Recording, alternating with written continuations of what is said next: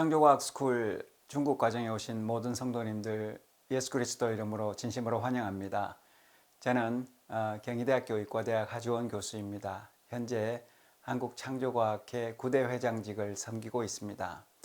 오늘은 진화론의 종과 성경의 종류라는 제목으로 하나님의 창조 섭리를 우리가 조금 더 공부해보자고 합니다. 또한 동시에 진화론이 주장하는 오류들을 우리가 살펴보면서 이 진화와 창조라는 이 개념에 충돌되는 문제점들을 어떤 것들이 있는지를 한번 알아보도록 하겠습니다.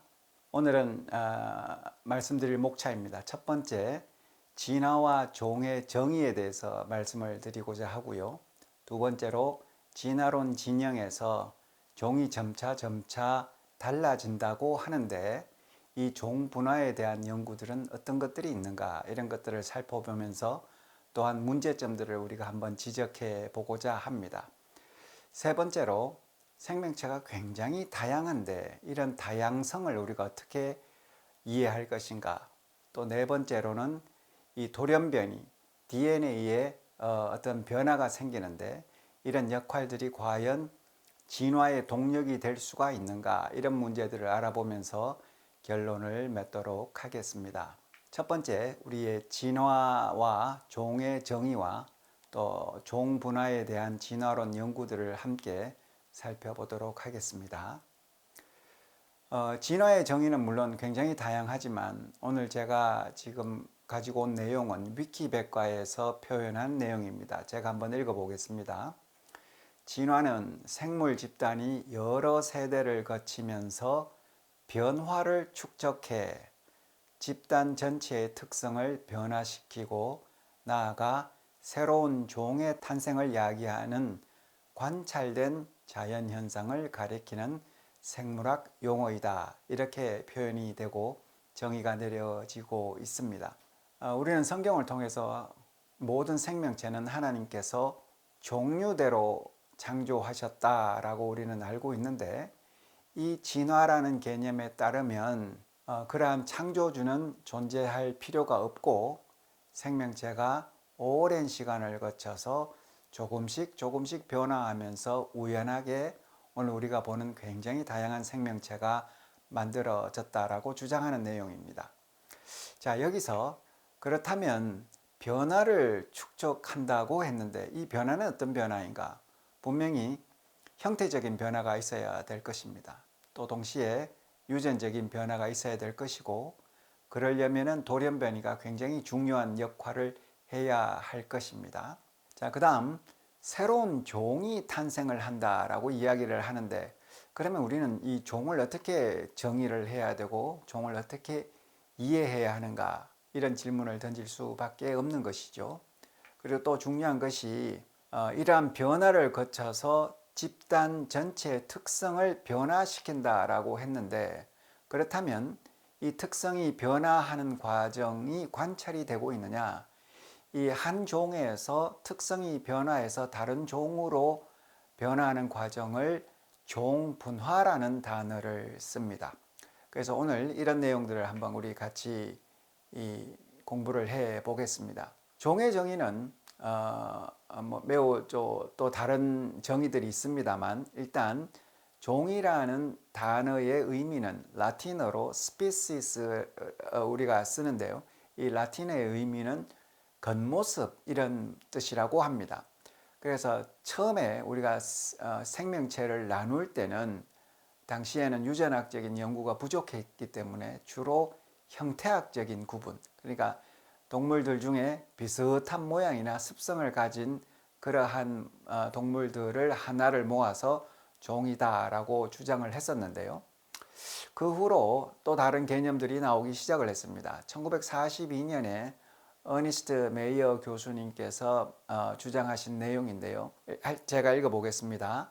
같은 조상으로부터 분화되어 유전적, 형태적인 특징과 생태적 지위가 같고 자연 상태에서 서로 교배하여 생식 능력이 있는 자손을 낳을 수 있는 개체들의 집단이라고 정의를 내리셨습니다. 물론 이 앞부분은 상당히 진화론적인 개념이지요. 그런데 중요한 것은 이제 이 생물들이 서로 교배해서 자손을 낳는데 이 자손들이 계속 생식 능력이 있다면 이런 개체들은 한 종이라고 정의를 해보자라고 말씀을 하셨습니다. 그래서 이 정의가 지금까지는 가장 합리적이고 적용 범위가 가장 넓은 정의라고 주장이 되어 오고 있습니다. 자, 여러분 이제 여기 개와 고양이의 모습을 보고 있으신데요. 자, 무엇이 다르고 무엇이 비슷한가?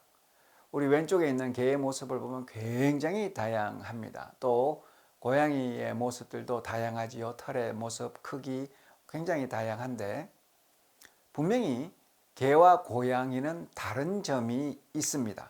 그렇지요. 그리고 또한 이 개라는 이 집단 중에서도 또 자세히 보면은 너무나 또 다양한 모습을 보여주고 있습니다.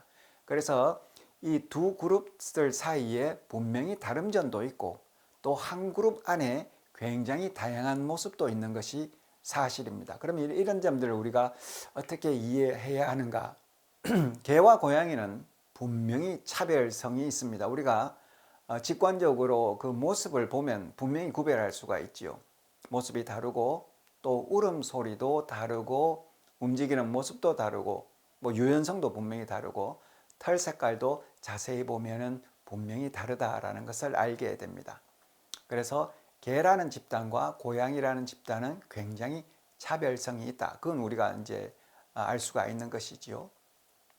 자, 그리고 또 하나 질문이 그런데 이 개라는 집단 내에서 이렇게 다양한 모습이 보이는데 또 고양이라는 집단 내에서 굉장히 다양한 모습이 보이는데 이러한 생물의 다양성을 우리는 어떻게 이해해야 하는가 하는 굉장히 중요한 질문입니다. 자, 첫 번째 우리가 부인할 수 없는 사실 첫 번째는 개의 모습이 매우 다양하다. 다양성이 있다. 그렇죠? 그런데 두 번째 보십시오.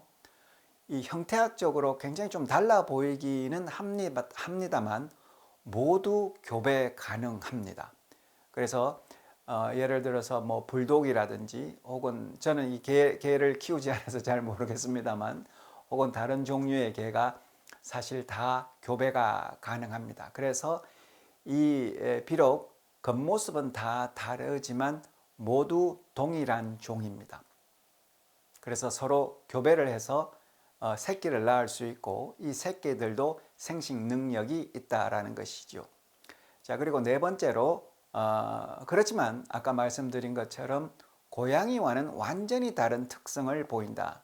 이 개들만 가지고 있는 고유한 특성이 있다라는 것이죠. 그래서 고유성과 다양성이 같이 존재를 하고 있습니다. 자, 다섯 번째 질문입니다. 과연 이렇게 개라는 집단 안에서 다양성이 보여지는데 이것이 종이 변화하는 것을 의미를 하는가? 종의 분화를 의미를 하는가 하는 질문입니다. 자, 여러분, 이 왼쪽에 있는 것이 회색 늑대이고 오른쪽에 있는 것이 아마 허스키, 시베리안 허스키라는 개인데요. 두 동물을 보면 굉장히 닮았다라는 생각이 듭니다. 그렇죠? 그래서 많은 이 동물학자들은 이 늑대가 자연 상태에 있다가 가축화가 됨으로써 개가 되었을 것으로 추정을 합니다. 자, 보이는 그림처럼 늑대가 제일 위에 있고 이 늑대가 가축화가 되고 그리고 또 이 품종이 개량이 됨으로써 인위적으로 사람들이 굉장히 어떤 특성을 가진 다른 특성을 가진 개의 새끼들이 나왔었을 때 그런 것들을 또 교배시켜서 계속 다른 형태를 가진 개를 만들어내는 것을 우리가 품종 개량이라고 합니다. 그래서 이런 과정을 통해서 우리가 알고 있는 굉장히 다양한 개가 나왔을 것이라고 추정을 하고 있습니다. 자, 그러면 실제적으로 늑대와 개는 어느 정도 비슷한가? 팩트 체크를 해 보겠습니다. 두 번째입니다. 2007년도에 가장 이제 초기 단계의 유전 연구인데요. 늑대와 개 사이에서 유전자 연구를 해봤더니, 그러니까 의미가 있는 유전자 시퀀스를 비교를 해봤더니 99.6%가 일치한다라고 나왔습니다. 그러니까 늑대와 개는 너무나 유전적으로 동일한 생명체라는 것이죠. 그리고 세 번째, 늑대와 개는 교배가 가능합니다. 그래서 이제 늑대개 이렇게 뭐 이름을 붙이는 거죠. 그리고 이 늑대개는 생식 능력이 있습니다. 그래서 이러한 팩트를 바탕으로 늑대와 개는 사실 같은 종이라고 볼 수 있습니다. 그렇게 많은 학자들이 생각을 하고 있습니다. 자, 그럼 또 질문이 나옵니다. 왼쪽에 보시는 것이 회색 늑대이고 오른쪽에 보이는 것이 굉장히 다양한 개들입니다.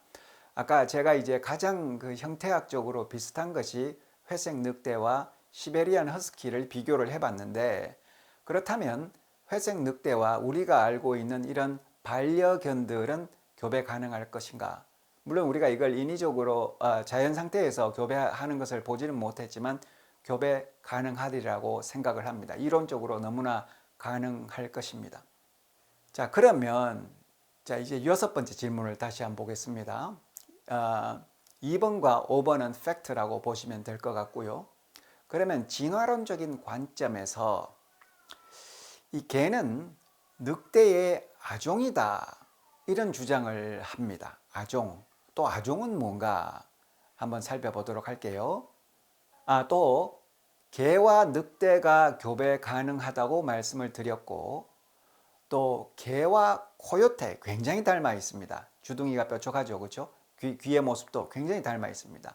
개와 코요테도 교배 가능하고 코요테와 늑대도 교배 가능하며 생식 능력이 있는 후손을 만들어낼 수가 있습니다. 그리고 최근에 유전자 연구를 통해서 이 세 동물이 유전적으로도 너무너무 흡사하다는 그런 결과들이 나오고 있습니다. 그렇다면 이러한 세 다른 동물들도 하나의 종으로 봐야 되지 않느냐라는 것이 어떤 주장들이 나오고 있는 것이지요. 자, 이제 아종이라는 것을 한번 보겠습니다. 진화론적인 해석입니다.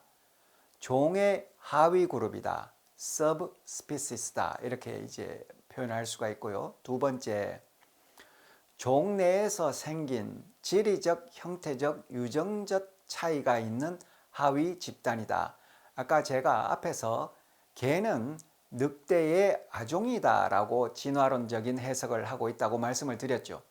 그래서 늑대가 있었는데 이 늑대가 어떤 식으로든지 지리적으로 분리가 되었고 가축화되었으며, 그리고 약간의 형태적인 변화가 있고 그 과정에서 유전적인 또 차이들이 축적이 되지 않겠는가. 그래서 늑대와 개는 점차 멀어지고 있지 않겠는가. 그래서 세 번째 보겠습니다. 한 종이 새로운 종으로 변해가는, 분화해가는 과도적인 상태로 해석을 하고 있다는 것입니다. 이것이 아종의 정의입니다.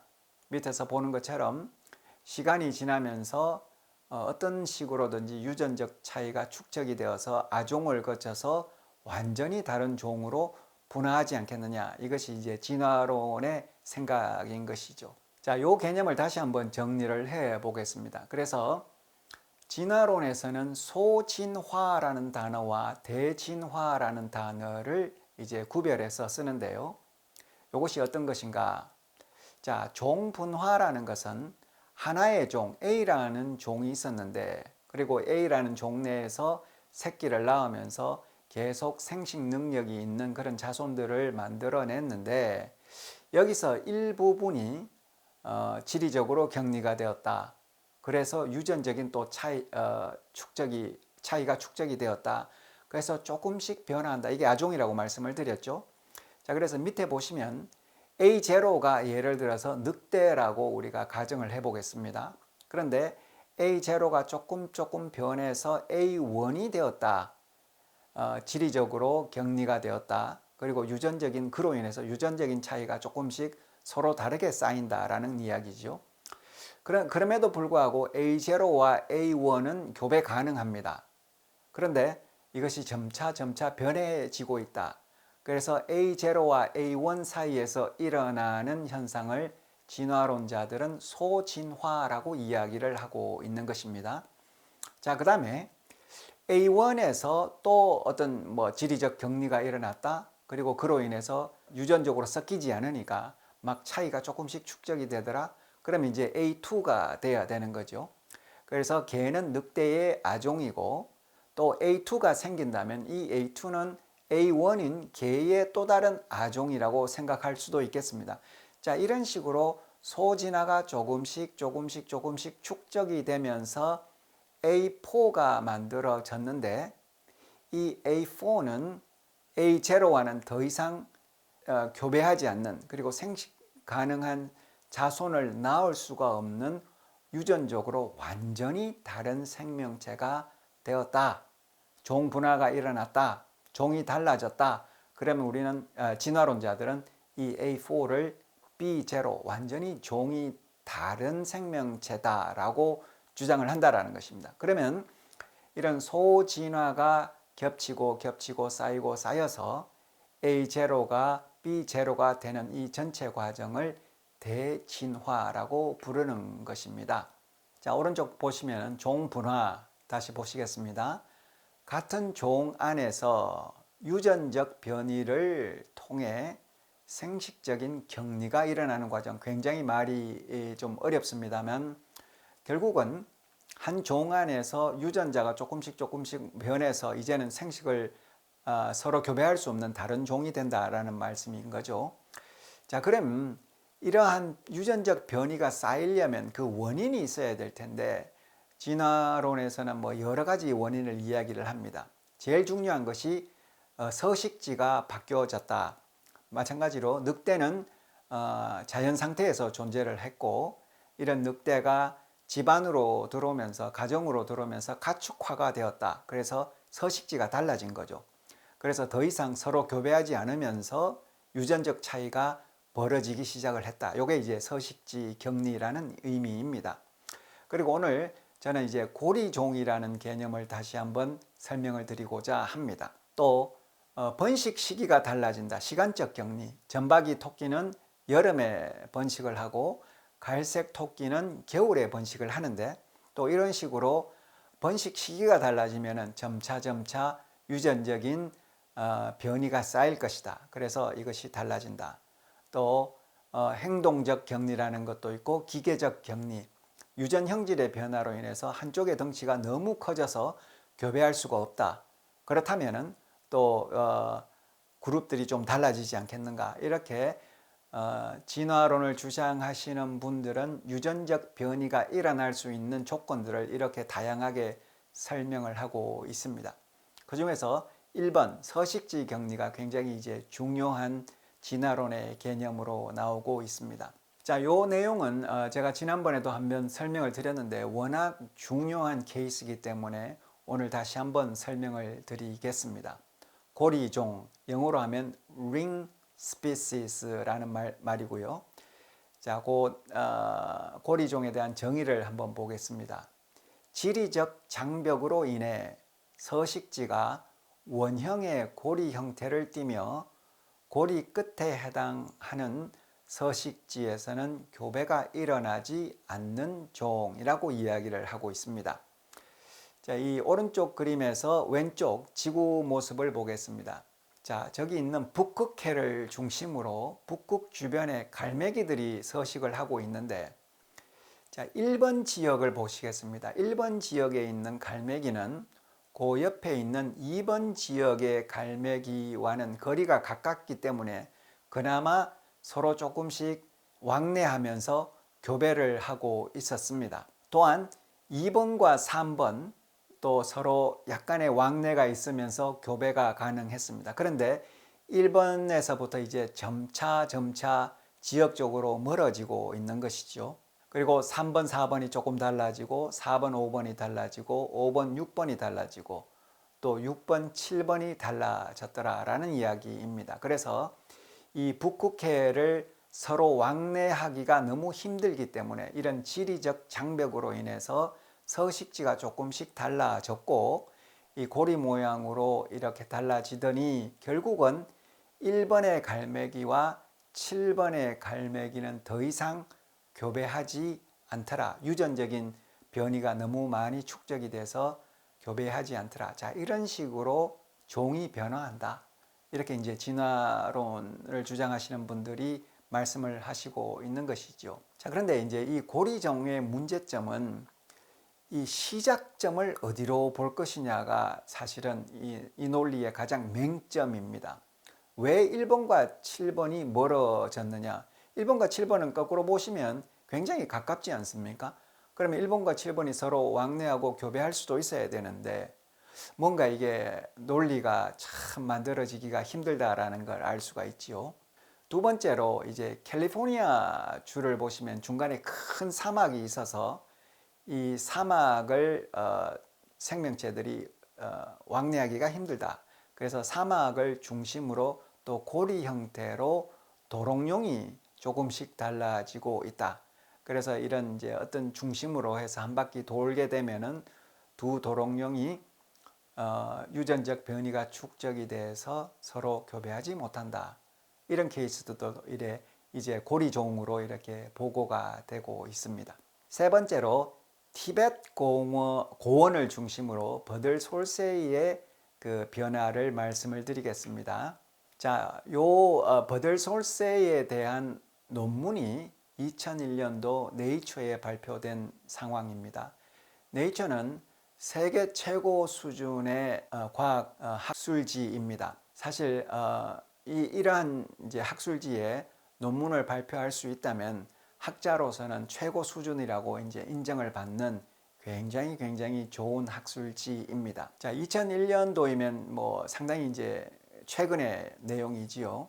자, 그래서 저 캘리포니아 대학, 샌디에고에 있는 캘리포니아 대학에 있는 저 연구팀이 이 티베트 공원 중심으로 버들솔새들이 이렇게 고리의 형태를 이루고 있는 것 같은데 그러한 새들이 어떤 식으로 변화하고 있는지를 살펴본 첫 번째 논문입니다. 자, 이 그룹에서 이제 이 버들솔새에 관한 세 편의 논문을 발표를 하는데 하나씩 이제 우리가 한번 알아보도록 하겠습니다. 진화론을 주장하는 논문입니다. 자, 이 논문의 시작이 자, 이 왼쪽에 빨간 줄을 그어 놓은 이제 문장인데요. 이 문장을 제가 그대로 해석을 해보면 이렇게 나옵니다. 한 종이 두 개로 나누어지는 진화의 다양성 현상, 즉 종분화죠. 이러한 다양성 현상은 자연에서 관찰된 적이 없다. 그 이유는 종분화가 오랜 시간에 걸쳐 일어나기 때문이다. 자, 여러분, 요 문장이 우리가 현대 진화론의 그 프레임을 해석하는 굉장히 중요한 단서가 됩니다. 다시 한번 보겠습니다. 한 종이 두 개로 나누어지는 현상을 우리가 관찰한 적이 없다. 그런데 그 진화가 일어나려면 분명히 한 종이 다른 종으로 변해야 되지 않습니까? 그런데 그 현상을 관찰한 적이 없다고 합니다. 그런데 그 이유를 알고 있다고 해요. 그 이유는 종분화가 오랜 시간에 걸쳐 일어나기 때문에 우리가 볼 수 없다. 이렇게 주장을 하면서 이 논문을 시작을 하고 있습니다. 자, 우리가 보통 쓰는 과학적인 방법론 그 순서를 한번 보겠습니다. 우리가 어떤 가설을 세우거나 혹은 자연현상을 관찰을 하고 가설을 세울 수도 있고요. 가설을 세우고 관찰을 할 수도 있고, 자, 어쨌거나 이러한 가설이 세워지고 나면 우리가 실험을 하게 됩니다. 내가 세운 이 가설이 맞을까 안 맞을까 여러 차례 실험을 해서 그 결과가 나오게 되고 또 다른 학자들도 비슷한 내용을 가지고 실험을 하면서 이런 내용들이 검증을 받게 됩니다. 그럼 이런 가설들이 맞았겠구나 하면 우리가 어떤 일반화될 수 있는 결론을 만들어낼 수가 있는 거죠. 그런데 실험을 해보니 이거 내 가설이 완전히 잘못되었다라고 하면은 이제 가설을 수정을 해야 되고 또 다른 가설을 세우고 우리 연구를 하면서 그 진실에 접근을 해 봐야 되는 것이죠. 이것이 이제 과학적인 방법론입니다. 자, 그래서 자, 이제 진화를 제가 연구를 해 본다라고 해 보겠습니다. 가정을 해 보겠습니다. 그래서 저의 가설입니다. 진화론이 정말 사실이면 종분화 A라는 종이 점차 변화해서 B라는 종으로 분화되는 그 과정은 필수 현상이다. 이게 가설이죠. 맞습니다. 그렇죠? 그랬는데 지금까지 100여 년 이상, 150여 년 이상 이것이 관찰되는지를 열심히 관찰을 해봤더니 관찰된 적이 없다라는 겁니다. 그렇다면 우리가 일반적으로 내리는 결론은 내 가설이 잘못되었구나. 아, 이거 진화론이 틀렸다. 종분화는 일어나지 않고 있다라는 가설로 수정이 되는 것이 정상입니다. 그런데 이 논문은 어떻게 설명을 하고 있느냐 보겠습니다. 다시 진화론이 사실이라면 종분화는 필수 현상이다. 그런데 종분화는 관찰된 적이 없다. 마지막을 보십시오. 종분화가 오랜 시간에 걸쳐 일어나기 때문이다. 여기서 우리가 얼마나 큰 논리의 모순을 발견할 수 있는지 우리가 알 수 있지요. 자, 종분화가 오랜 시간에 걸쳐 일어났는지 안 일어났는지를 알기 위해서 이러한 연구를 하는데 벌써 이분들은 종분화가 오랜 시간에 걸쳐 일어났다라는 사실을 믿음으로 받아들이고 있다라는 사실입니다. 그래서 이런 버들솔새가 변화하는 과정을 통해서 정말로 종분화가 일어나고 있는지 없는지를 알아보자고 하는 논문인데 결론이 벌써 나와 있는 거죠. 종분화는 일어났고 그런데 관찰이 안 된 것은 오랜 시간에 걸쳐 일어났다. 이것이 이제 믿음 체계라는 것을 알게 됩니다. 자, 자연과학과 창조론, 진화론 함께 보겠습니다. 조금 차이가 있는데요. 자연과학은 어떤 특정한 구체적인 사실을 바탕으로 해서 일반적인 사실을 이끌어내는 방법론입니다. 상당히 경험적이고 관찰적인 데이터를 기본으로 하는 것이지요. 그래서 이런 방법을 사실 귀납적이다라는 아주 좀 어려운 단어를 쓰게 됩니다. 그래서 예를 들어서 우리가 이제 흔히 아는 이 중력을 본다면 지구에서 이 왼쪽에서도 물건을 떨어뜨려 봤더니 이 물건이 땅으로 떨어지더라. 또 지구 반대편에서도 물건을 떨어뜨려 봤더니 지구 중심으로 떨어지더라. 이런 구체적인 사실을 쭉 종합을 해봐서 지구 중심에서 모든 물질을 끌어들이는 힘이 있다. 더 나아가서 물질과 물질 사이에는 끌어들이는 힘이 있다라는 일반적인 결론을 이끌어내게 됩니다. 자, 그런데 또 이제 반대적인 방법론이 있습니다. 이게 창조론과 진화론이 비슷한데요. 어떤 결론으로부터 일반적인 사실로부터 구체적인 사실을 이끌어내는 방법론입니다. 결국 이러한 전제 속에 결론이 포함이 벌써 되어 있다는 것이죠. 우리가 창조론을 보겠습니다. 우리는 성경을 통해서 창세기 1장 1장을 통해서 하나님께서 이 세상 모든 것들을 물질과 생명을 창조하셨다라는 그 놀라운 결론을 받아들이고 그 관점으로 세상을 보면서 이것은 창조가 맞구나. 그렇게 우리가 이제 받아들이는 거죠.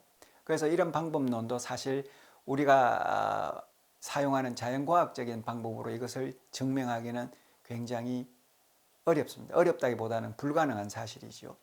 그런데 진화론도 여러분 마찬가지라는 사실입니다. 앞에서 본 것처럼 이분들은 이 창조론을 완전히 배제했기 때문에 나머지 가능성, 진화가 일어났다라는 것이 벌써 전제로 결론으로 나와 있다라는 사실입니다. 그래서 이 진화론이 일어났다라는 결론을 가지고 구체적인 사안들을 보면서 이게 맞다 이렇게 접근하는 것이죠. 결국 여기서 진화론이 결국은 믿음 체계이구나. 어떻게 보면은 종교와 굉장히 흡사한 프레임을 가지고 있구나 알게 됩니다. 진화론이 굉장히 자연과학적인 방법을 통해서 접근한다라고 알려져 있지만 여러분 근본적인 그 사상은 종교적이다, 신념이다라는 것을 알게 됩니다. 자, 첫 번째 논문, 우리 2001년도에 발표된 이분들이 발표한 내용을 다시 한번 보겠습니다. 오른쪽 그림을 보시면 티벳 공원이 있고 이 티벳 공원이 워낙 높기 때문에 이 지역을 솔새들이 자유롭게 왕래하지는 못한다. 자, 그래서 시베리아 동편 붉은색으로 표현된 것입니다. 저쪽에 사는 솔새가 있고 2번, 3번, 4번, 5번 시베리아 서편 쪽에 사는 솔새들이 있다. 그래서 이 과학자들이 이 연구팀들이 1, 2, 3, 4, 5번에 해당되는 솔새들을 몇 마리를 잡아왔습니다. 그래서 실험실에서 이 서로가 서로의 울음소리를 면밀히 조사를 해본 거죠. 그랬더니 1번과 2번은 울음소리가 비슷하고 서로 커뮤니케이션을 하고 있는 것처럼 보인다. 2번, 3번도 마찬가지고 3번, 4번도 마찬가지인데 1번과 5번은 울음소리가 완전히 달라졌고 서로 커뮤니케이션을 하지 않는다. 그래서 짝짓기를 하지 않는다라는 결론을 내렸습니다. 완전히 달라지고 있다. 그래서 이것이 고리종의 형태로 종의 분화가 일어나고 있는 증거이고 종 분화 및 진화의 증거다라고 결론을 내렸습니다. 자, 여러분, 이 내용은 마치 우리가 우리 사람들의 모습을 본다면 지역이 점차 멀어지면서 우리의 언어가 방언으로 조금 달라진다. 뭐 이렇게 생각을 해보시면 되겠습니다. 예를 들어서 이제 서울과 제주도가 있는데 우리가 제주도의 옛날 방언을 들어보면 정말 우리 이해하기 힘들지 않습니까? 그래서 서울과 제주도 사이에 거리를 두면서 이 방언이 조금씩 달라지기 시작을 했다. 그래서 서울 사람과 제주도 사람은 서로 이제 커뮤니케이션이 안 된다. 그래서 결혼을 하지 못했고 완전히 달라지고 있다. 이런 개념과 동일한 개념입니다. 자, 그래서 어쨌거나 1번과 5번은 이제 짝짓기를 하지 않는다라는 이제 결론을 내렸습니다. 자, 그리고 두 번째로 동일한 그룹에서 이번에 2005년도에 사이언스란 이제 또 굉장히 최고 수준의 학술지의 후속 결과를 이분들이 발표를 하셨습니다. 이번에는 이 종들 중에서 시베리아 서편과 시베리아 동편에 있는 버들솔새의 조직을 떼내 가지고 여기 보시면은 이제 유전자 검사를 해 봤습니다. AFLP라는 아주 뭐 좀 복잡한 요런 방법론을 사용을 해 가지고 검사를 해 봤더니 교배가 오른쪽 세 번째 칸입니다. 교배가 일어나지 않는 집단 간에 뚜렷한 유전적 차이가 있다. 그리고 고리 사이에는 점진적인 차이가 있다. 그래서 이 거리가 종 분화의 강력한 원인이 된다라고 사이언스의 두 번째 논문을 발표를 하셨습니다. 그래서 이 논문에서는 저 AFLP라는 이제 아주 간단한 이제 방법론입니다. 이걸 사용을 해서 뭔가 좀 달라지고 있다라고 굉장히 이제 강력하게 주장을 하셨어요. 자, 그런데 이 그룹에서 세 번째 논문을 내는데 이게 이제 굉장히 중요한 논문입니다. 2014년도 네이처에 동일한 그룹이 동일한 이 연구를 확장을 하면서 자, 이번엔 어떤 연구를 했느냐. 이제 그 유전자를 분석할 수 있는 기술이 굉장히 발달을 해서 아주 빠른 시간 내에 유전자 전체를 비교할 수 있는 기술이 확보가 되었습니다. 바로 앞에 논문은 굉장히 일부분인 굉장히 작은 부분 하나만 비교를 해서 차이점이 있다라고 생각을 했는데 이번에는 유전자 전체를 검사를 해본 거죠. 그랬더니 두 번째 보십시오. 결론입니다. 시베리아 두 종, 그러니까 서편과 동편에 있는 이 두 솔새 사이에 종 간의 교배가 완전히 일어나고 있었다. 유전자가 막 서로 섞여 있다는 것을 발견했습니다. 교배가 일어나고 있다는 거죠. 그래서 이분들은 거리에 의해서 종분화는 아닌 것 같다. 이제까지 그분들이 말씀하셨던 주장을 철회를 합니다. 그렇지만 또 다른 이제 여러 가지 복잡한 이론을 내놓으시는 거죠. 그래서 결국은 1번, 2번, 두 번 논문을 통해서는 종분화가 일어나고 있고 뭔가 거리가 중요하며 서로 교배하지 않았다라는 주장을 펼쳤는데, 이 세 번째 논문, 너무나 명확한 이 결과를 통해서 앞에 두 주장이 잘못되었다라는 것을 이제 인정을 한 것이죠. 그럼에도 불구하고 이분들은 또 유전자의 어떤 뭐 변화를 보면서 분명히 또 진화는 일어나고 있다, 이렇게 주장을 하고 있다라는 것입니다. 자, 이 왼쪽에 있는 이 두 마리의 버들 솔새를 한번 비교를 해 보십시오. 왼쪽에 있는 것이 시베리아 서편의 버들 솔새고 오른쪽이 동편의 버들 솔새인데, 이분들은 이게 뭔가 좀 달라지고 있다라고 주장을 하고 계시는 거예요. 여러분, 이게 우리가 사진으로 보면은 사실 이게 너무나 동일한 모습 아니겠습니까? 이게 과연 다른 종으로 변화하고 있다라고 이야기할 수가 있을까? 여러분, 오른쪽 한번 보십시오. 동일한 종의 개들 안에서 발견되는 모습입니다. 얼마나 다른지 모릅니다. 그런데 이 개들이 다른 종이라고 진화론자들은 주장하지는 않는다는 거죠. 물론 아종이다라고, 늑대의 아종이라고 이야기를 하고 있지만, 왜냐하면 이 종들 사이에 굉장히 다양한 모습이 있지만 전부 교배하고 생식 가능한 자손을 만들어내기 때문인 거죠. 그렇다면 한 종 안에서 이렇게 다양한 모습이 만들어질 수 있는데, 이 왼쪽에 있는 이 시베리아 이 버들 솔새가 무엇이 그렇게 다른가?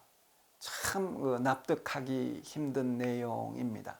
자, 마찬가지로 다윈의 핀치새에 대한 논문을 하나만 보도록 하겠습니다. 이 다윈의 핀치새 부리 모양이 사실은 진화론의 체계화하는데 굉장히 중요한 역할을 한 거죠. 그래서 다윈이 여러 섬, 갈라파고스 섬들을 보면서 이 부리 모양이 다른 핀치새들이 존재를 하고 자연 환경에 적응하면서 이것이 달라지고 있다, 그렇게 주장을 한 거 아니겠습니까? 그래서 이 부리 모양을 보면서 현재 약 64종의 아종을 진화론자들이 분리를 해놓고 있었습니다. 그런데 자, 이 또 진화를 주장하는 어떤 연구팀들이 갈라파고스 섬에 가서 다양한 핀치 부리 모양을 가진 핀치새 120마리를 잡아왔습니다. 그리고 유전체 전체 서열을 분석을 해 본 거죠. 그리고 그 내용을 2015년도 세계 최고의 학술지 네이처에 발표를 한 내용입니다. 이 내용도 진화론을 주장하는 내용입니다. 그랬는데 결론 첫 번째, 유전체 전체 염기서열을 분석을 했고, 염기서열 정보를 가지고 뭐 계통 분류를 이분들이 또 나름대로 해 보았더니 세 번째 결론이 중요합니다. 형태학적인 분류와 유전학적인 분류 사이에는 차이가 있다. 그러니까 뭔가 부리 모양이 달라진 것을 가지고 나누는 거하고 유전자 검사를 해서 나누는 것이 하나도 안 맞다라는 이야기입니다. 그러니까 이게 굉장히 어려운 질문이 나오는 거죠. 그러니까 이게 우리가 유전자를 굉장히 더 연구를 해봐야 됩니다. 마지막이 중요한 그 내용입니다. 왜 이렇게 차이가 나느냐? 핀치새가 이 종들, 아종들 사이의 교배로 인해서 유전자가 완전히 섞여 있다라는 것이 이분들의 결론입니다. 또 다른 조금 복잡한 결론이 있지만 이 부분이 굉장히 이제 중요한 부분입니다. 어쨌거나 뭔가 이 부리 모양에 따라서 종들이 달라지고 그리고 서로 교배를 하지 않아야 될 것 같은데, 유전자 검사를 해봤더니 종 간의 교배가 일어나고 있었다라는 것이지요. 그래서 2019년도에 이 핀치새에 관한 연구들을 이렇게 좀 반박하는 그런 논문들을 제가 발견을 해서 그 내용을 한번 소개를 해 보겠습니다. 2019년도에 발표된 논문인데요. 첫 번째, 핀치새에 관한 과거 형태학적인, 그러니까 부리 모양을 가지고 분류를 한 거죠. 그리고 분자 생물학적인 연구는 종의 한계와 계통 발생 사이에 매우 부정확한 결과를 산출을 했다. 67개의 분류로 학명을 막 만들어냈는데 이것도 문제가 너무 많다. 그리고 이런 연구를 하는데 샘플 수가 너무 부족하다. 이건 굉장히 중요한 이야기입니다. 몇 개만 가지고 어떤 결론을 냈다라는 거죠. 그래서 이분들이 동일한 유전자 데이터를 가지고 자신들이 어떤 기준을 바꿈으로써 계통 발생도가 완전히 달라지는 것들이 3개 정도 우리가 만들어낼 수가 있다. 그러니까 우리가 어떤 기준을 세우느냐에 따라서 발생도가 달라진다라는 겁니다. 자, 지금까지 내렸던 결론을 한번 보겠습니다. 첫 번째, 하나의 종이 다른 종으로 분화되는 것은 관찰된 적이 없다. 지금 최고 수준의 진화론 연구를 하는 과학자들의 논문에서 발표된 그분들이 스스로 인정하는 내용입니다. 두 번째, 이 아종이 진화의 중간 단계라고 생각을 하고 있었는데 결국은 아종이라는 것도 다 유전자가 섞이고 교배할 수 있었고, 다만 이 생명체 안에서 굉장한 다양성을 보여주는 결과라는 것이죠. 우리는 개의 품종 개량을 통해서 한 종 안에서 형태가 얼마나 다양해질 수가 있는지를 분명히 관찰을 했습니다.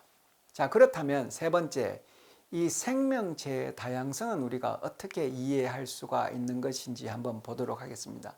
그러기 위해서는 이 생명체의 설계도, DNA에 대한 이해가 우리가 깊이 있어야 합니다. 자, 사람이 만든 설계도와 우리 생명체의 DNA 설계도의 아주 극명하지만 간단한 차이점을 제가 설명을 드리도록 하겠습니다. 사람이 만든 설계도를 한번 보시겠습니다. 왼쪽에 보이시는 것이 어떤 레고 장난감의 설계도이지요. 여러분, 이 설계도를 보면 여기에 분명히 규격과 크기가 있습니다. 색깔은 이제 표현이 되지 않았지만 이것을 보면 어떠한 제품, 이 설계도로부터 어떠한 제품이 만들어질지 우리는 분명히 알고 있습니다. 그리고 이 설계도를 통해서 다른 제품은 나올 수가 없지요. 이것만 나와야 되는 거죠. 그건 너무 명확한 사실입니다. 자, 두 번 똑같은 개념이죠. 이 왼쪽에 있는 것이 소나타라는 자동차의 겉모습, 이게 설계도라고 이야기할 수는 없겠지만 이런 디자인으로 만들어진다라고 가정을 하시면, 자, 요 설계도에서부터 소나타라는 자동차가 만들어지게 되어 있습니다. 다른 자동차 나올 수가 없는 거죠. 그래서 사람이 만든 설계도는 우리가 보는 순간 제품이 어떤 것이 만들어지는지를 우리가 예상할 수가 있고, 다른 제품은 나오면 안 된다라는 것을 알게 됩니다. 자, 그런데 생명체가 가지는 설계도는 앞에서 사람이 만든 설계도와는 특성이 굉장히 다릅니다. 첫 번째, DNA죠. 사람의 모든 세포는 동일한 설계도 DNA를 가지고 있습니다. 왜냐하면 우리가 정자와 난자가 만나서 이제 수정이 되고 어머니 DNA를 가지고 왔고 아버지 DNA를 가지고 와서 이게 섞였습니다. 그리고 나서 세포 분열이 일어나면 요 DNA가 계속 동일하게 복제가 됩니다. 세포가 2개, 4개, 8개 기하급수적으로 변할 때 모든 세포는 동일한 DNA를 가지고 있습니다. 동일한 설계도를 가지고 있죠. 자, 그런데 두 번째 보십시오. 그러나 이 동일한 설계도에 의해서 기능과 모습, 형태가 완전히 다른 다양한 세포가 만들어집니다. 오른쪽에 보시는 것처럼 줄기세포, 장내세포, 연골세포, 신경세포, 지방세포, 표피세포, 기타 등등 굉장히 다양한 모습과 기능을 가진 세포가 동일한 DNA에서부터 만들어진다라는 것이죠. 그럼 이 사건을 우리가 이제 어떻게 이해를 해야 되는가? 그건 이제 설명을 또 드리도록 하겠습니다. 더 나아가서 세 번째가 또 중요한 포인트입니다. DNA는 외부 환경과 소통을 하고 있습니다. 자, 우리 몸이 어떤 환경에 처해졌는지 그 신호가 DNA에 전달이 된다는 것이죠. 그러면 그 DNA는 외부의 환경에 맞추어서 이 설계도가 거기에 맞는 가장 적절한 반응을 만들어낸다는 것입니다. 그렇다면 우리 생명체의 설계도는 굉장히 다양성을 만들어낼 수 있다는 것을 우리가 어렴풋이 알게 됩니다. 자, 요 내용을 제가 이제 조금 손쉽게 설명을 하기 위해서 이러한 비유를 한번 들어보도록 하겠습니다. 생명체 설계도의 특성, 뭔가 다양한 모습을 만들어낼 수가 있다. 표현형을 만들어낼 수가 있다. 자, 유전형과 표현형이라는 말을 썼는데요. 유전형이라는 것은 DNA 안에 들어있는 정보라고 말씀을 드릴 수가 있고, 표현형이라는 것은 이런 정보가 어떻게 다양하게 사용이 돼서 결과물이 어떻게 나오겠느냐.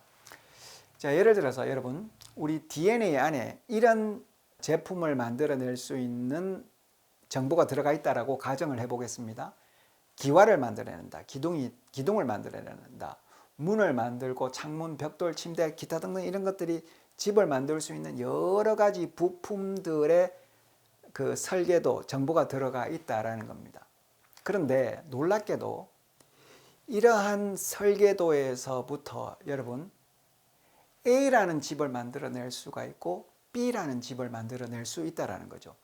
예를 들어서 A는 기와를 580장을 사용을 해서 자, 집을 만들 것이다.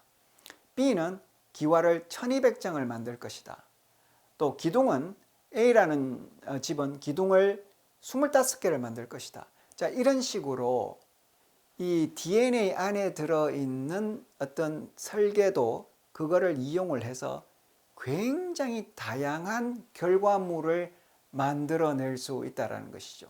그렇다면 여러분, 동일한 설계도에서부터 그 사용이 된 정보의 양이 달라짐으로 인해서 오른쪽에 보이는 것처럼 굉장히 다양한 기와집을 만들어낼 수도 있을 것이다. 이것이 실제적으로 우리 분자생물학 유전학에서 발견한 내용들입니다.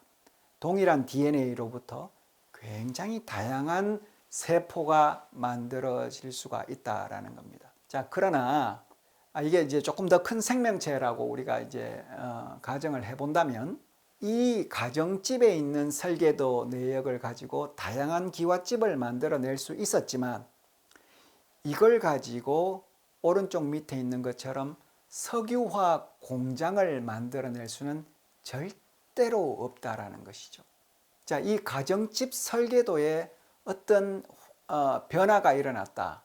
뭐 외부로부터 엄청난 환경의 변화가 일어나서 혹은 돌연변이가 일어나서 막 바뀌었다라고 가정을 합시다. 이게 뭐 뭔가 잘못되었고 이상한 일이 벌어졌지만 그것을 통해서 그 이상한 일을 통해서 돌연변이를 통해서 석유화학 공장이 만들어질 수는 없다라는 것이죠.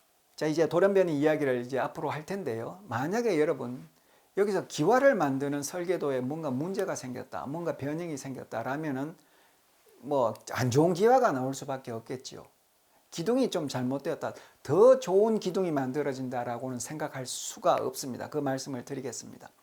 자, 이것이 세포 차원이 아니고 더 나아가서 생명체 그 자체 차이도 마찬가지입니다.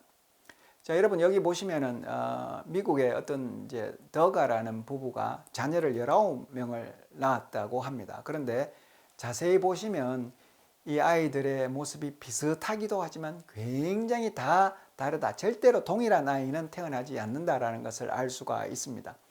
지금 우리 말씀드린 것은 설계도의 다양성을 이야기를 하고 있는 거죠.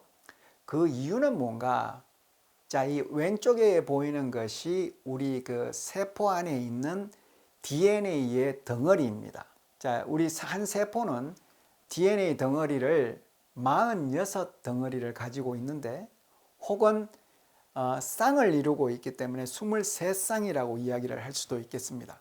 자, 46개 중에 예를 들어서 엄마는 이 46개 중에 23개를 자손에게 전달을 합니다. 자, 1번 덩어리를 보십시오. 1번 덩어리 엄마가 2개를 가지고 있죠. 그런데 왼쪽 거를 줄 거냐 오른쪽 거를 줄 거냐 가능성이 있습니다. 2번 DNA 덩어리를 엄마가 1번을 줄 거냐 2번을 줄 거냐 가능성이 있지요. 마찬가지로 아버지도 이 46개 DNA 덩어리를 가지고 있는데 그 자손에게 자기가 가지고 있는 1번 덩어리 중에 왼쪽 걸 줄 거냐 오른쪽 걸 줄 거냐, 2번 덩어리 중에 왼쪽 걸 줄 거냐 오른쪽 걸 줄 거냐, 이제 저 덩어리가 비슷한 정보를 가지고 있는 겁니다. 자, 이런 식으로 계산을 해보면 이 조합이 어떻게 나오느냐 간단합니다. 2의 23승 곱하기 2의 23승계의 조합이 나올 수가 있는 거죠. 그 조합을 쭉 따져보면 한 70조 3천 몇 억이 나올 수가 있습니다. 결국은 이 DNA 들어있는 정보가 조금씩 다르기 때문에 우리의 자손은 70조 명을 낳더라도 동일한 아이는 나오지 않는다라는 겁니다. 그런데 사실은 이것은 가장 간단하게 계산을 해본 것이고 여기에 더 복잡한 다양성이 만들어질 수가 있습니다. 자, 유전 정보가 똑같은 일란성 쌍둥이가 있는데요. 정보가 똑같습니다. 그런데 이제 왼쪽에 있는 이 자매들을 보시면 머리 색깔이 달라져요. 정보가 똑같은데. 두 번째 쌍둥이를 보시면은 이 나이가 들면서 탈모가 진행되는 모습도 굉장히 달라지죠. 그리고 더 중요한 것은 이 오른쪽에 이제 보면은 이 일란성 쌍둥이도 지문이 달라집니다. 이게 왜 이렇게 달라질 수밖에 없고 다양해질 수밖에 없느냐? DNA가 같아도 분명히 우리는 인격 자체가 다르다는 거죠. 우리는 뭔가 영적 존재이고 또 DNA는 같지만 이 설계도는 같지만 이 설계도에서부터 만들어지는 이 제품이 만들어지는 과정이 워낙 복잡하기 때문에 굉장히 달라질 수 있다라는 겁니다. 또한 환경 생활 습관에 의해서 이 DNA가 그 신호를 받고 또 다른 결과물을 내놓을 수가 있기 때문에 비록 유전 정보는 똑같은 일란성 쌍둥이라도 다양해지는 모습을 우리가 발견할 수가 있습니다. 말씀드린 것처럼 우리의 설계도는 완전하게 딱딱하게 굳어져 있는 이것만 만들어내야 된다. 자동차나 레고맨의 설계도와는 완전히 다르게 외부에 있는 다양한 신호, 온도, 음식량, 음식의 종류, 햇빛 스트레스, 운동한 정도, 기타 등등 이런 모든 신호들을 받아내서 그것을 분석을 한 다음에 최적화된 결과를 만들어내는 것이죠. 그래서 우리 생명체는 환경에 적응하는 겁니다. 그런데 이런 부분들을 이제 진화론자들은 이걸 자꾸 생각을 자꾸 더 늘려서 이 우리가 환경에 적응을 하고 있는 것을 자연히 선택을 한다. 이게 자꾸 변해진다면 다른 종이 될 것이다 라고 이야기를 하는 것이죠. 자, 지금까지 내렸던 결론을 다시 보겠습니다. 종의 분화는 관찰된 적이 없다. 진화론자들의 논문에서 발견된 내용입니다. 아종은 진화의 중간 단계가 아니고 생명체의 다양성을 보여주며, 세 번째, 생명체의 설계도는 굉장히 다양한 결과물, 표현형을 만들어낼 수가 있고, 또한 생명체의 설계도는 환경을 파악을 하고 가장 적절한 반응을 이끌어낼 수가 있기 때문에 더더욱 다양해질 수가 있다라는 사실이죠. 이제 마지막으로 돌연변이의 역할을 한번 보겠습니다. 과연 진화의 동력은 무엇인가? A라는 종이 점차 변화해서 B가 되려면, 생명체가 진화를 하려면 설계도, DNA의 변화를 반드시 수반하여야 합니다.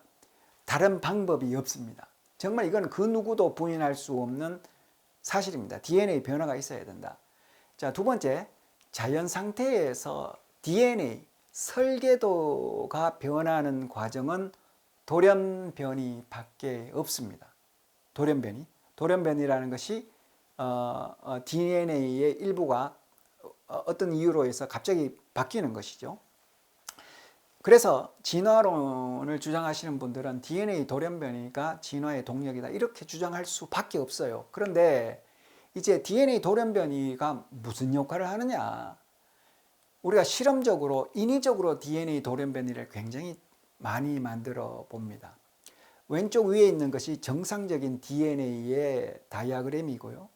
여기에서 우리가 강력한 자외선을 쬐게 되면 DNA가 파괴가 되고, 그리고 이게 뭔가 좀 변형이 일어납니다.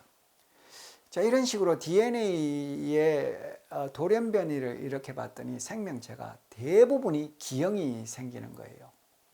그리고 이 DNA가 돌연변이가 일어나는 외부 환경을 보면 전부 이렇습니다. 여러분, 방사성 물질, 바이러스, 화학 물질, 물론 일부 DNA 복제 과정에서도 돌연변이가 생깁니다만 굉장히 안 좋은 이런 스트레스 조건에서 DNA가 변이가 생기는 거죠. 그래서 70% 정도 이상이 해로운 결과를 나타냅니다. 정상적인 것보다. 그러니까 다시 이야기를 하면 우리 DNA는 지금 가장 완벽한 상태로 있다라는 것을 알게 됩니다. 자, 우리가 초파리를 통해서 굉장히 많은 이제 돌연변이 실험을 해 봤습니다. 그랬더니 전부 다 형태학적으로 망가진 그런 초파리들이 나오지, 이 초파리가 더 좋은 초파리가 나오지는 않는다라는 겁니다. 자, 여러분, 더 좋은 초파리라는 무엇을 의미를 할까요? 초파리가 뭐가 되면 더 좋은 게 나오겠습니까? 자, 우리가 일반적으로 돌연변이가 생기기는 합니다. 자연 환경이 안 좋았을 때.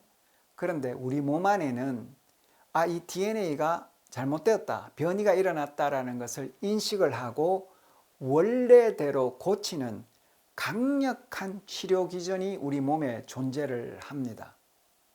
그래서 돌연변이가 일어나더라도 계속 복구를 하고 있는 거예요.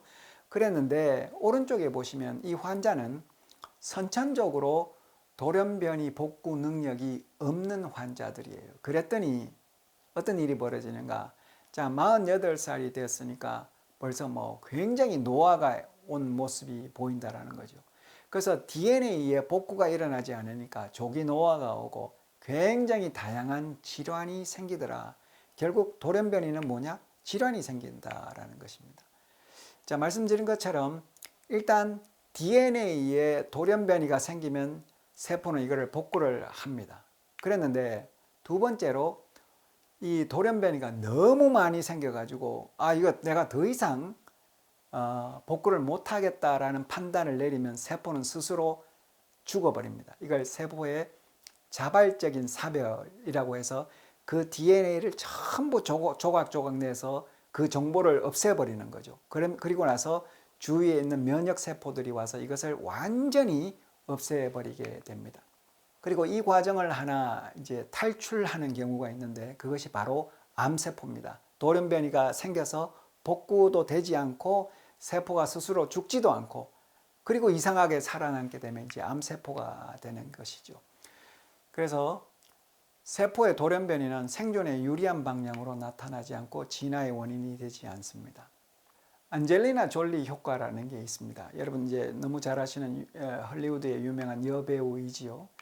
이분이 혈액 검사를 통해서 BRCA1 유전자에 돌연변이가 있다는 것을 발견을 했습니다. 그럼 이 BRCA1이라는 것은 DNA를 복구를 하는 단백질입니다. 그래서 이게 손상 복구를 못하게 되면 어떻게 되느냐? 결국은 이 돌연변이로 인해서 기능을 상실한 단백질이 생긴다는 것이 이제 과학적으로 굉장히 잘 알려져 있고요. 그래서 이 유전자에 돌연변이가 생겨서 DNA 복구를 못하게 된다면 유방암이 약 25%의 확률로 발생할 수가 있고 난소암도 15%의 확률로 발생할 수가 있다는 것이 통계학적으로 알려져 있습니다. 결국 이 BRCA1이라는 유전자의 돌연변이가 생기면 100명 중에 한 25명은 이제 암이 발생할 수 있다라는 이제 이야기입니다. 그래서 이분이 유명한 스토리가 2013년도에 이 암이 발생하기 전에 유방을 절제를 해버린 거죠. 또한 2015년도에 난소도 절제를 해버렸습니다. 그래서 이게 이제 엔젤리나 졸리 이펙트라 그래서 그 후에 많은 분들이 이런 예방적 절제술을 따라하게 된 겁니다. 자, 이런 논문들은 BRCA1, 2의 뮤테이션, 돌연변이로 인해서 얼마나 유방암이 발생할 수가 있는가 이런 환자들을 조사를 해서 나타낸 그런 논문들입니다. 자, 그리고 그림은 미국 국립보건원의 세계 최대의 데이터베이스, 바이오 쪽으로 논문들을 검색할 수 있는 데이터베이스인데요. 거기에다가 암, 돌연변이 이 두 키워드를 치면, 즉 돌연변이로 인해서 암이 발생하는 이 연구가 얼마나 되어 있는가를 조사를 해보면 당시 이게 한 몇 달 전의 내용인데요. 36만 7,629건의 논문이 나오게 됩니다. 그러니까 돌연변이가 생기면 암이 발생한다라는 것에 대한 논문이 36만 건 이상이 알려져 있다라는 겁니다. 자, 결국 다섯 번째 결론입니다. 생명체 내에서 돌연변이가 분명히 일어나지만 그것이 복구가 되지 않을 때 그 결과는 대부분 질병의 원인이 된다는 것을 우리는 논문을 통해서 알게 됩니다. 그러나 진화론자들도 이 내용을 너무 잘 알지요.